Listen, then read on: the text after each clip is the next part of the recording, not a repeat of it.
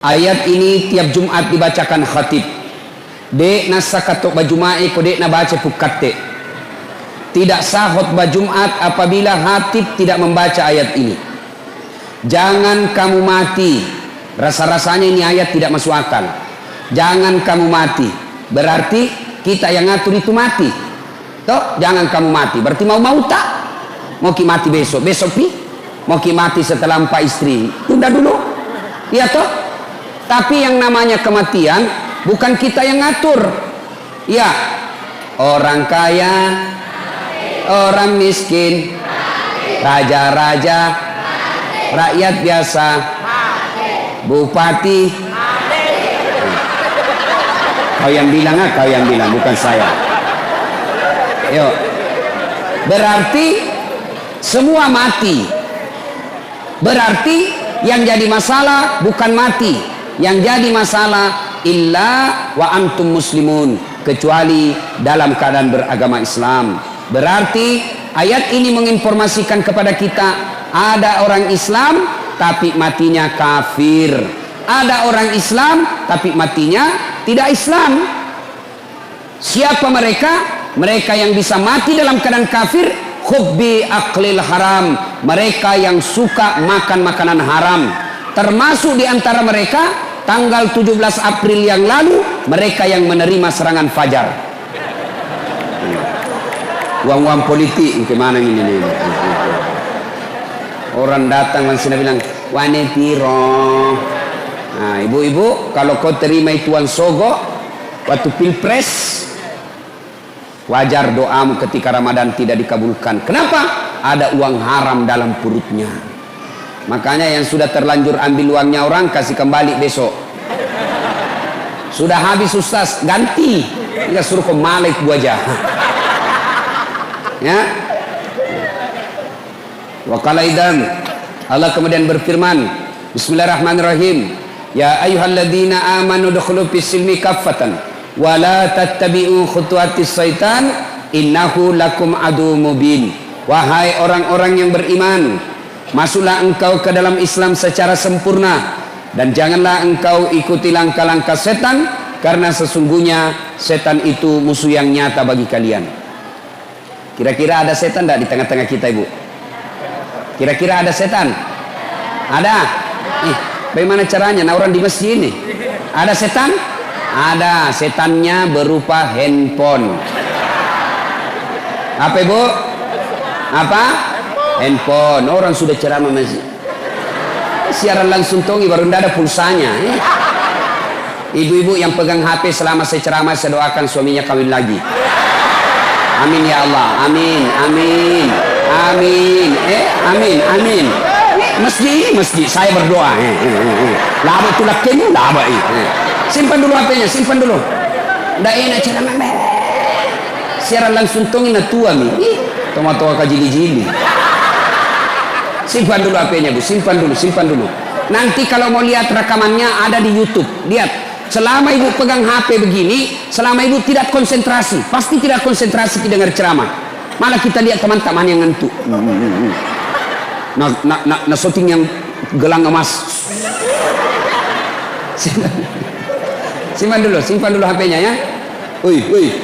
Simpan dulu HP, simpan dulu. Ini magaya topir nih. Simpan dulu.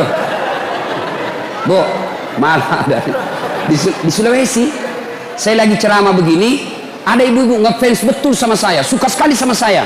Ini ibu kira-kira umurnya 55 tahun. Saya lagi ceramah, nah ambil HP-nya, langsung membelakang. Nah belakangi kak, barusannya ada orang ku ceramah, ada belakangi kak ini. Ternyata nah ambil HP-nya selfie. Baru nah tulis di Facebooknya, latar belakang das atletik. Saya nak jadikan background. Nah kira kak barangkali pot bunga. Selesai saya ceramah, saya turun dan sudah bilang, Ustaz boleh selfie. Ayo Mi, sini. Paling saya tidak suka itu selesai ceramah disuruh selfie. Orang capek, keringatan, suruh ki senyum. Itu ibu-ibu biasa. Kalau bapak-bapak nak cium ki. Bukan cipika-cipiki. Kumisnya masuk di sini. Coba. Ini ibu selesai saya ceramah selfie soalnya sudah selfie langsung sudah bilang, Ustaz boleh cium. Apa mau cium saya? Haram. Nabi bilang, enggak nafsu Ustaz, cuma cari barakah. Enggak boleh. Mau kasih majaluk mama nece di rumah. Coba masih muda kok. Simpan dulu HP-nya Bu, simpan dulu ya, simpan dulu. Saya tidak bisa ceramah kalau ada rekam-rekam begini ya, terganggu konsentrasi saya. Sebentar, ini ada rekaman, ada juga nanti di rekaman saya di YouTube. Ibu lihat saja, ya. Wa qalaidan, Allah kemudian berfirman, Bismillahirrahmanirrahim. Innallaha wa malaikatahu yusalluna 'alan nabi. Ya ayyuhalladzina amanu sallu alaihi wa sallimu taslima. Sesungguhnya Allah dan para malaikatnya bersalawat kepada Rasulullah Muhammad sallallahu alaihi wasallam, maka wahai orang-orang yang beriman, bersalawatlah kalian kepada Rasulullah dengan sebaik-baik salawat. Ayo kita ibu-ibu, kita tanding mana lebih besar suaranya perempuan dengan laki-laki. Bisa Pak? Bisa? Ibu-ibu bisa? Ayo, bapak-bapak diam, ibu-ibu dulu kita salawat. Mana lebih kencang suaranya bapak-bapak ibu-ibu? Jangan mau dikalah ibu ah. Ayo ibu, bu, ayo bu, salawat. Salatul. Ayo, salatuha. Salah. Alaya. Masya Allah. Ini bukan keras, ini disebut suara syahdu. Suara begini yang kasih nafsu laki-laki. Makanya cewek kalau nak telepon ke cowok, jangan kau kasih syahdu suaramu. Assalamualaikum, waalaikumsalam. Gimana orang tak bernafsu dengar suaramu? Di mana kau dek? Di rumah aja kan. Caleda. Jangan kasih begitu suaramu, bagaimana ndak selingkuh? Di mana kide baring-baring jika. Coba kalau kau ditelepon kasih tegas suaramu. Assalamualaikum, waalaikumsalam. Lagi di mana? Di rumah. Apa kau bikin? Kenapa kak? Ndak nak telepon aku itu besok. Ya, ibu-ibu diam. Ibu diam. Kita dengar ini bapak-bapak. Diam. Ayo pak, yuk. Sholat. I love it. Bikin malu. Itu mau poligami, nah dodon nih baterainya. Ayo bareng-bareng sama-sama, yuk semua. Salatullah salamullah ala toha salatullah salamullah ala yasin. Diam. Sekarang ini yang anak-anak, yang kecil-kecil, yang belum disunat. Ayo, ini yang kecil-kecil. Ayo. Sholatul. Ini anak ya roh, malampi sungai muna'ah. Amin. Nah, ibu bapak, saudara-saudara sekalian, teristimewa alim ulama, khusus yang kita hormati, Bapak Bupati Kabupaten Tanah Bumbu beserta istri, yang insya Allah dimuliakan dan dirahmati oleh Allah Subhanahu Wa Taala. Ini kisah nyata saya alami. Suatu waktu saya diundang ceramah ke Palopo. Palopo itu kalau naik mobil dari Makassar kurang lebih 10 jam. Ya. Nah, saya selesai takziah malam jam 10 saya berangkat, jam 10 malam. Begitu saya naik mobil, salah satu nikmat yang Allah berikan, saya gampang tidur. Gampang betul tidur. Kalau saya naik pesawat, belum terbang saya sudah tidur. Itu kalau saya naik mobil. Kalau saya sudah baring, karena saya di belakang sopir, saya tidur saya. Nah, sampai di kampung namanya Kera, itu gunung, hutan, tidak ada rumah. Tiba-tiba singgah itu mobil, jam 1 malam. Jam 1. Singgah mobil, kaget kak, mana ini sopir ini? Moto kato, mana sopirnya? Oh, kulihat, kencing.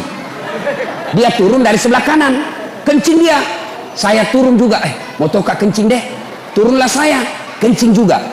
Begitu saya kencing, saya bayangkan, sekalinya ini sopir dia tidak tahu kalau saya turun, matilah saya ini. Ternyata betul. Saya lagi kencing, tiba-tiba ini sopir napa lari otona. Nah salaika oto, langsung lari setreku. Itu belum dia habis kencing, ku lari kak, woi salaika. Apalagi dia sudah tutup kaca mobil, lari. Jam 1 malam. Saya telepon, tidak ada HP. Selama perjalanan itu saya tinggal di jalan. Semua mobil saya kasih singgah, tidak ada yang singgah. Yang mau ke Makassar saya kasih singgah, tidak ada singgah. Saya mau ke Palopo, tidak ada singgah. Kenapa? Dia kira kak mungkin pocong.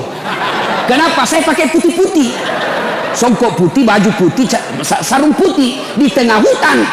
Nah kira kak pocong. Saya mau bilang, mau kak di tengah-tengah jalan begini. Nanti aku bilang, nah kira betul kak pocong, nak tabrak kak. Lah haul, nah kenapa lah ustaz sih? Akhirnya apa? Nanti jam 6.15 pagi baru dia kembali ambil saya. Subuh azan, saya bilang ini kalau pintar ini sopir, kalau azan subuh pasti dia baru kasih bangun kak. Betul azan subuh dia balik, ustaz subuh nih, dari ustaz. Lalu sudah balik mobilnya nak kasih kencang.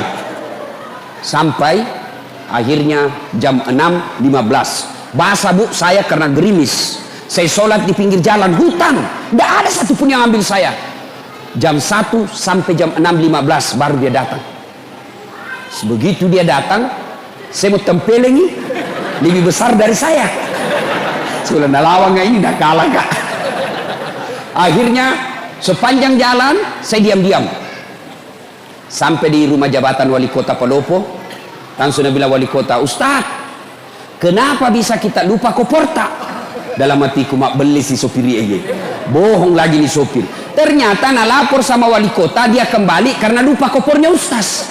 Saya bilang bukan kopor nak lupa, saya nak lupa itu sopir kak. Akhirnya apa? Sudah pas saya mau pulang, datang lagi tuh sopir, itu lagi sopir mau antar kak pulang. Saya bilang sama wali kota, Pak Wali, saya sudah maafkan ini sopir tak, tapi jangan lagi diantar kak, jengkel saya kalau lihat mukanya. Akhirnya Nabi bilang Pak Wali, ya Ustadz nanti kita ganti sopir baru.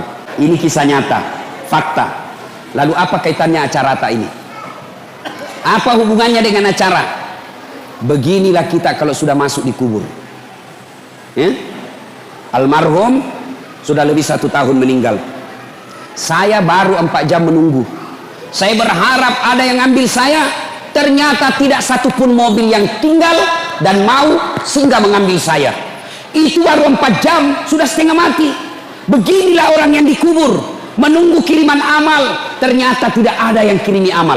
Saya baru 4 jam di pinggir jalan, hujan, masih merasa menderita. Bagaimana kita kalau sudah masuk di kubur?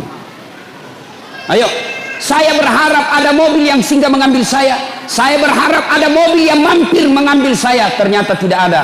Begitu juga kalau kita mati, berharap masih ada yang doakan kita, berharap ada yang sedekahkan kita, berharap anak istri kita doakan kita, ternyata mereka lupa kita.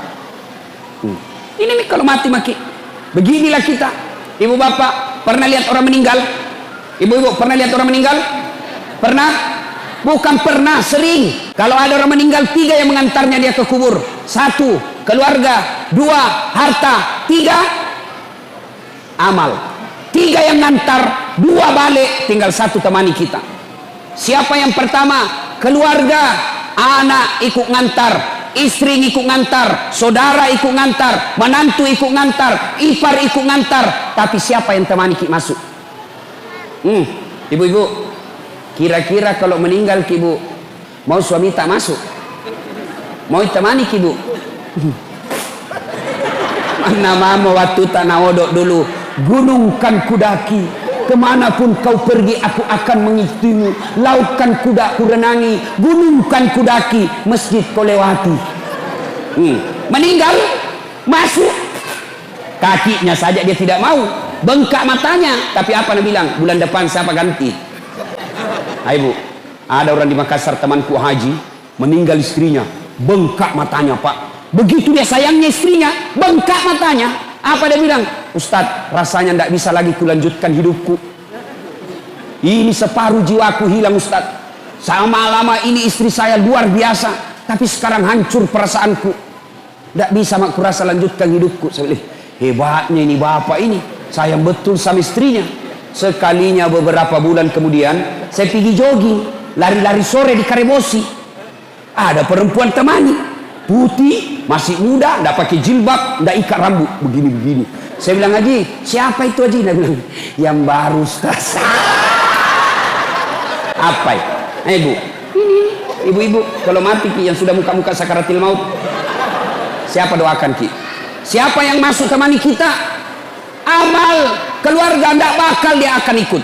Yang kedua, yang temani kita ke alam kubur, apa itu? Harta kita, mobil kita setengah mati kita cicil, rumah kita setengah mati kita cicil, harta-harta motor kita semua datang, karpet pun ada ikut mengantar kita, cerek-cerek ikut mengantar kita. Tapi begitu masuk di kubur, ada kira-kira masuk harta? Ini yang tebal-tebal cincinnya, yang tebal-tebal emasnya masuk. Siapa yang punya itu harta tak? Cincin, gelang, anting-anting, siapa yang miliki? Anak mantu. Ya kalau anak mantu tak baik, kalau anak mantu tak juga tidak sholat, setengah mati kita cari harta, ternyata masuk di kubur tidak ada yang temani Ki. Tidak mentang-mentang dia kaya, banyak tambangnya, banyak pesawatnya, banyak bisnisnya, meninggal, apa nak bilang anaknya? Kasih masukan itawa HP supaya bisa meng-SMS. Enggak, jangankan HP, jangankan baju, jangankan celana, jangankan serban, semua tidak ikut. Hanya satu yang ikuti kita, apa? Kain kafan. Itu saja, kain kafan, bukan kain sutra. Mentang-mentang dia kaya dikasih kain sebanyak-banyaknya, tidak. Mentang-mentang dia kaya dikasih televisi masuk, tidak. Semua hartamu dia meributkan anak-anakmu. Yang ketiga, yang ikut mengantar kita apa? Apa yang mengantar kita yang ketiga? Amal. Inilah yang setia. Amal kebaikan maupun amal kejahatan kita akan ikut setia sampai ke dalam kubur. Ibu bapak saudara-saudara sekalian, kalau orang sudah masuk di kubur, tidak ada harapan Pak, tidak ada lagi. Kalau ibu dari Sulawesi Selatan, dari Pangkep, dari Sidrap, dari Pinrang, dari Mamuju, dari Majene, datang merantau ke Kota Baru, datang merantau ke Batu Licin, datang merantau ke Pagatan, ternyata sampai di Tanah Bumbu menderita, sampai di Tanah Bumbu susah cari uang, sampai di Tanah Bumbu menderita hidupnya, masih bisa kembali kampung, masih bisa kita kembali. Tapi demi Allah, kalau kita sudah masuk kubur, kau senang atau tidak, tinggal kau di situ. Coba Bapak Ibu pernah bayangkan, pernah rasakan mati lampu? Pernah rasakan mati lampu? Sering. Coba lihat, bayangkan kalau mati lampu. Bagaimana kalau mati lampu di rumah, tiba-tiba ada ular masuk di rumah tak? Ibu-ibu, bayangkan kalau lagi mati lampu, tiba-tiba ada ular masuk di rumah ibu. Menderita, ular, turun, ular balu. Padahal itu rumah masih lebar. Dia masuk dari pintu itu, kita bisa keluar dari pintu sana. Rumah tak masih lebar, lampunya masih bisa dinyalakan. Mati lampu, masih bisa kita pakai lampunya HP tak. Masih bisa kita teriak, tolong kasih, tolong tetangga ada ular. Masih bisa kita cari batu cobek, lempar itu ular. Tapi nanti kalau masuk di kubur, mati lampunya bukan 1 hari, ditindis batu, ditindis tanah, lebarnya hanya setengah meter 30 cm, panjangnya 1,5 meter, ditindis batu. Pada saat itu tidak ada lagi temani kita kecuali aman. Maka saya heran kalau ada orang sudah tua masih juga tidak baik akhlaknya, masih juga tidak memperbanyak amal, mari ngerak kombo. Saya heran orang tak siap, belum juga baik agamanya, datang acara haul, datang acara keagamaan, pulang masih tidak baik agamanya, maka itu orang sudah mati hatinya. Nah ibu bapak saudara-saudara sekalian, masuki di kubur, yang pertama diperiksa sholat. Kotama niki buru Pak, bukan dulu diperiksa puasa, bukan haji diperiksa, bukan zakat yang pertama diperiksa. Apa yang pertama diperiksa ketika masuk di kubur? Sholat. Makanya sholat harus kita jaga baik-baik. Begitu para malaikat, para pengantar sudah kembali, dalam hadis dijelaskan, pengantar sudah para kembali, pengantar jenazah, yang leman taraki, bahkan kaki yang terakhir masih didengar, datang malaikat tanya 5 perkara, 5 pakutanana malaikat. Kalau baik sholatnya, tidak usah bingung, sholat yang akan jawab pertanyaan kita. Sudah didokok nih, dibungkus nih, ada orang meninggal ibu ya, Ada orang pulang ceramah, dengar taksiah, penjual gogos. Tahu gogos? Tahu gogos, Pak? Tahu, toh? Nah, bilang sama istrinya, Bu, besok-besok kalau saya mati, jangan mau bungkus ke kain kapan. Banyak sekali pertanyaannya malaikat. Jadi apa, Pak? Doko bawa nak daun loka. Bungkus saya pakai daun pisang. Kenapa? Tidak ditanya, Kak, dikira Kak gogos. Jadi tidak ditanya-tanya orang. Baiklah, meninggal betul. Pas meninggal dibungkus kain pisang. Begitu ditanam, langsung datang malaikat. Dan bilang malaikat, ih, kenapa ada gogos ini? Tidak ditanya, langsung dia bilang malaikat, bakar. Dek, dari tanah langsung menitunuh. Bapak, saudara-saudara sekalian. Nah, orang itu menghadapi sakaratil maut sebelum kita masuk di kubur. Sakaratil maut dulu kita hadapi. Orang menghadapi sakaratil maut macam-macam. Ya, pernah lihat orang sakaratil maut? Coba lihat itu. Saya, kalau ada orang meninggal itu siapa dipanggil? Siapa? Ustadz. Makanya jangan pandang enteng itu Ustadz. Karena kalau mau mati siapa dipanggil? Pak Camat. Tidak tahu mengaji. Siapa dipanggil? Kepala dinas. Oh, lari. Siapa dipanggil? Ustadz. Makanya jangan kau pandang enteng itu Ustadz. Karena ada saatnya sakaratul maut kau, dia yang tolong kau. Adalah orang meninggal, coba lihat macam-macam itu orang meninggal, Pak. Ada orang saya lihat orang sakaratul maut, madang nasa ngugi kan macam-macam itu orang sakaratul maut. Kata Nabi, orang kalau sakaratul maut, biar kau kasih air seluruh yang ada di lautan, tidak akan mengobati rasa hausnya. Haus, madak atau ke madak, Ibu. Makanya lihat orang sakaratul maut, naik turun itu tenggorokannya. Coba lihat itu, dibacakan syahadat kok. Bahkan ada di Sulawesi Selatan, ibu-ibu 1 minggu nih sakaratul maut tidak mati.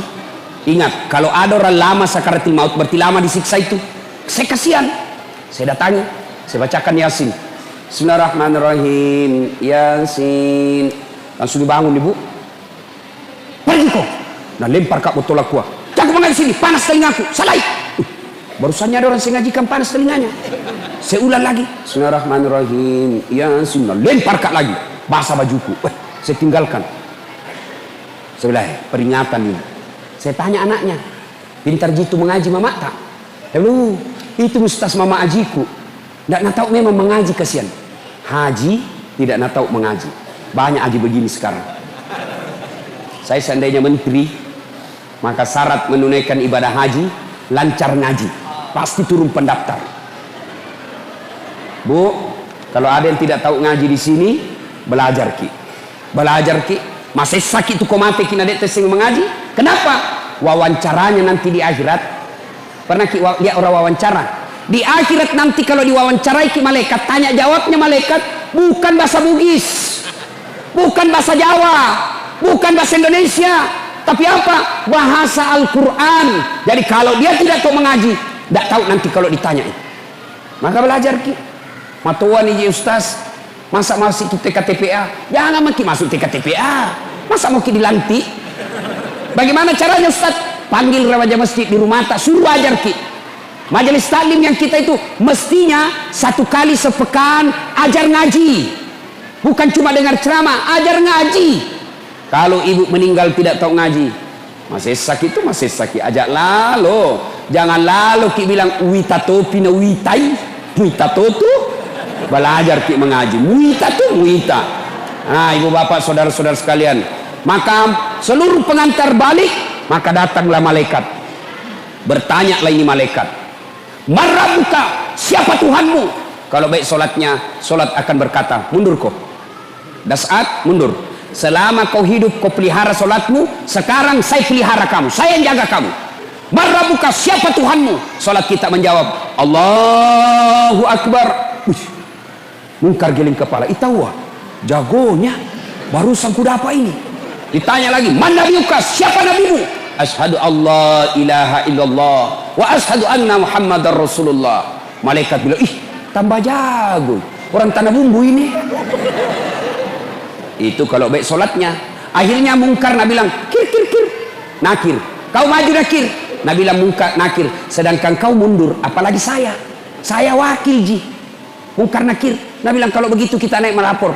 Naiklah melapor di aras Allah. Ya Allah, ada hambamu, saya tanya, man rabbuka? Dia jawab, Allahu Akbar. Allah berfirman, oh bukan dia yang jawab, tapi solatnya. Karena dia baik solatnya, tidurkan dia seperti nikmatnya tidur pengantin baru. Masih ingat waktu pengantin baru, Bu? Enak nih itu pengantin baru. Sampai saya selalu mau ulang, tapi tidak kada wani. Coba, itu kalau baik solatnya.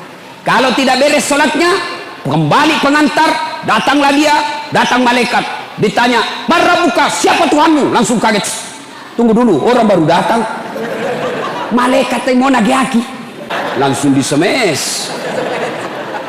Nah, jadi bubu, syarat pertama, kalau mau selamat menghadapi sakaratil maut itu, perbaiki sholat. Kemudian ketika sakaratil maut sudah tiba saatnya kita masuk di kubur, pertama diperiksa sholat. Maka setiap saya sholat ceramah ibu, sholat anak ini yang selalu saya ulang-ulang. Biar baik puasa tak, bangun ke masjid mewah seperti ini, tapi kalau tidak sholat tidak ada gunanya. Ini ibu-ibu banyak tidak sholat gara-gara apa? Gara-gara apa? Ibu-ibu banyak tidak sholat gara-gara apa? Pengantin. Mukanya nak kasih make up, nak kira tembok kuning, coklat, abu-abu, biru, keren. Ada cilakna, alisnya nak kasih tipis. Ada juga yang tebal, beda kanan beda kiri. Nak kasih lebih lagi sedikit di sini.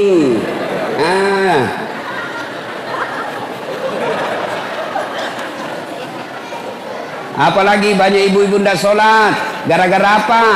Jilbab. Zaman kita kuliah dia ibu jenisnya teman-teman. Ayo, gara-gara apa? Jilbab. Jilbab sakaratil maut. Tak 3 lapis. Nak kiring-kiring. Biru coklat, nak kasih mirip-mirip lagi sedikit. Tiba waktu sholat, Nabi bilang suaminya, piko sembayang. Nabi bilang, tidak sadar kok pak? Sadar mani ku suka pi sholat. Piko sholat. Nabi bilang, tidak kuliah ini jilbabku 1 jam dipakai. Gara-gara jilbab tidak sholat. Ibu-ibu, jangan anggap enteng itu sholat. Aja terculik-culik sampajangnya pak. Demi Allah, akan menderita orang yang tidak sholat. Bahkan Imam Syafi'i dalam kitabnya dia jelaskan, kalau ada orang tidak sholat, dia mati, jangan kau sholati. Kau seleng nasangalena, tapi dia nama sampajang. Imam Syafi'i bilang jangan kau solati kalau dia mati. Bahayanya itu orang tidak sholat. Nah kita kadang-kala pergi haji, tiap tahun pergi umroh, Ramadan puasanya lengkap, dia bersedekah, tapi tidak sholat. Tidak ada gunanya semua itu. Apa susahnya itu sholat ibu? Apa susahnya? Tidak ada susahnya. Maka celaka mereka yang baik dia bilang agamanya tapi tidak sholat, kafir. Ya, maka ibu bapak saudara-saudara sekalian perbaiki sholat. Berikutnya, ibu bapak, nah sudah masuk di kubur, pertama sekali diperiksa sholatnya. Sudah kembali pengantar, diperiksalah sholat kita, maka ditidurkan kita. Kalau dia baik sholatnya, kata Nabi, tidurkan dia seperti nikmat tidur pengantin baru. Ibu bapak, saudara-saudara sekalian. Nah, sudah masuk kita di kubur, tutup semua amal kecuali amal kita yang bisa menolong kita setelah masuk di kubur, yaitu amal jariah. Amal jariah itu ada 3. 1, anak yang soleh. 2, ilmu yang bermanfaat. 3, pembangunan yang bermanfaat. Mari kita lihat satu-satu. Yang pertama, anak soleh. Begitu ibu meninggal, siapa yang doakan kita? Bu, bapak-bapak, kalau meninggal ki, siapa doakan ki? Siapa pak? Istri tak? Nah ambil orang. Ibu-ibu meninggal, siapa doakan ki? Siapa? Suami tak? Wei, kawin lagi. Nah, setengah mati maki di kubur, suami tak enrenyengi. Pakai istri baru di kamar tak. Kita menderita di kubur, suami tak dengan istri barunya. Nah doakan ki? Tidak. Begitu kita meninggal, matanya sebelah kanan menangis, sebelah kiri lihat yang mana gantinya nanti. Ayo. Lalu siapa yang doakan kita? Anak-anak kita. Maka lihat itu anak. Sayang sekarang kita ini Anak kita tidak didik. Kita malu kalau anak kita tidak bahasa Inggris. Kita malu kalau anak kita tidak pegawai. Kita malu kalau anak kita pengangguran.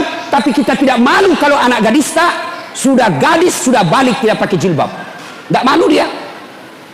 Kita tidak malu kalau anak kita sudah ada anaknya, angkana cucuta, angkana wapota, dek mau panaloma berjama ku masih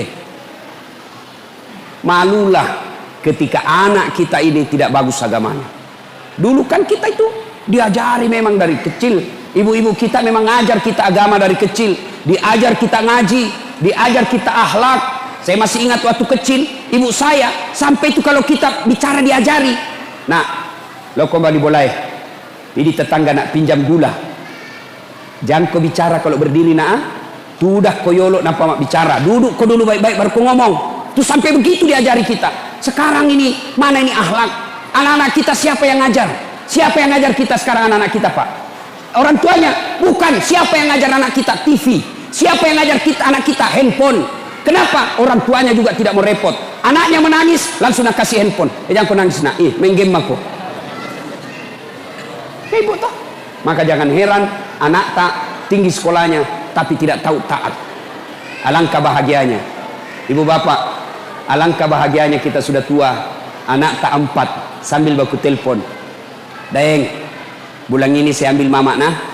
Bulan ini saya urus bapak nah. Bulan depan pi kau sama istrimu kau urus. Bulan ini saya mau dapat.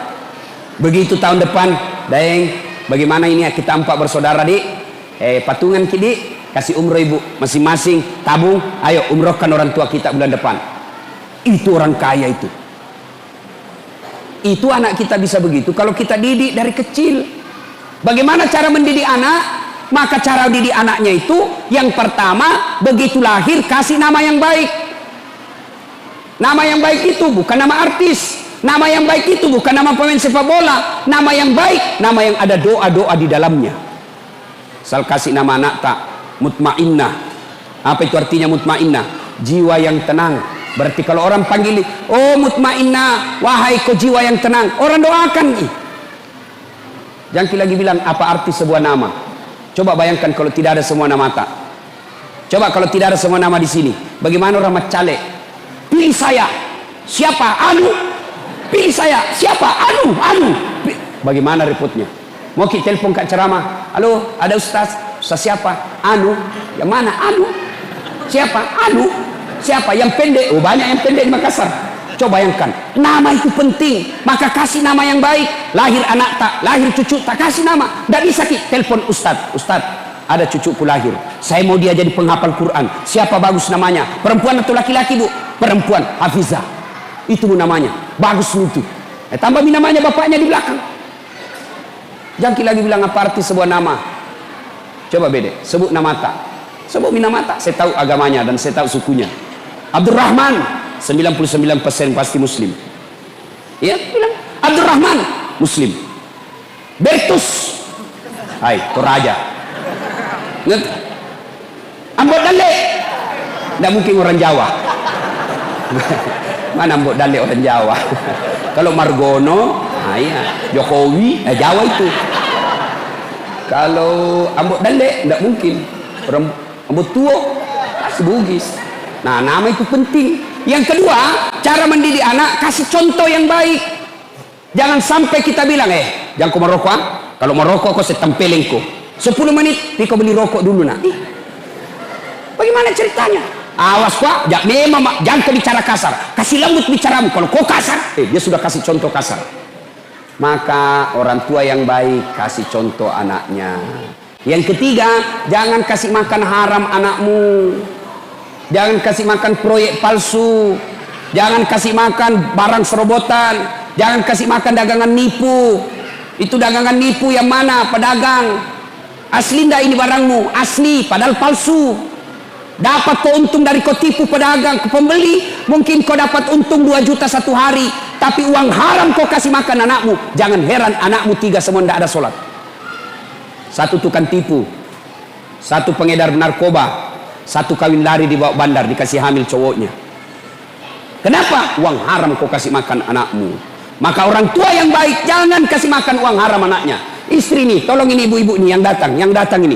Kalau suami tak datang bawa uang, tanya dulu, halal boga ye, halal ndak ini? Biasanya gajimu cuma 5 juta, kenapa ini menjadi 6 juta? Dari mana ini 1 juta? Halal tidak? Bisa ibu? Bisa? Woi, bisa? Bisa?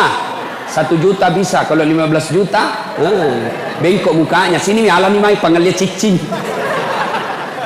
Mestinya istri yang baik begitu. Jangan kasih makan uang haram anaknya. Yang berikutnya lagi, supaya anak kita baik, doakan. Doa. Maka ibu-ibu seharusnya lebih rajin doakan anaknya. Doa itu tidak harus ibu lagi sholat. Memang lebih utama selesai sholat, tapi boleh ibu doakan sambil duduk-duduk. Tidak ada kegiatan. Doakan anakmu ketika dia pergi sekolah. Ya Allah, lindungi anakku. Berdoa tidak harus pakai bahasa Arab. Wat dimatoki ma bahasa Ogi. Allah tahu. Daripada ibu bahasa Arab tidak tahu artinya, bingungi nanti malaikat. Nah, bilang malaikat apa maksudnya ini ibu ini? Nah, mau doakan anaknya anak soleh, nah minta hujan, nah doa, dah baca. Kan bingung malaikat. Maka tidak harus ke bahasa Arab. Bahasa Ogi nih. Puang, katu kasih si kaju-kaju anakku. Masa depan anak saya ya Allah. Saya tidak tahu mendidiknya, tapi Engkau maha mendidik ya Allah. Pelihara anakku ya Allah. Ya Allah, lindungi anakku ya Allah. Jangan kau biar mak bahasa Ogi nih. Boleh. Hati-hati ketika ibu-ibu sumpah. Hati-hati ketika marah. Kadang-kala ibu-ibu kalau marah kan keluar itu kalimat-kalimat sumpah. Kurang ngajar, nalapo-lalo ke beca. Natabrak betul beca. Maka kalau sumpah untuk anak, jangan sumpah yang jelek, sumpah yang baik-baik. Kurang ngajar, jadi lalu kok ustadz seperti Dasat Latif. Boleh begitu.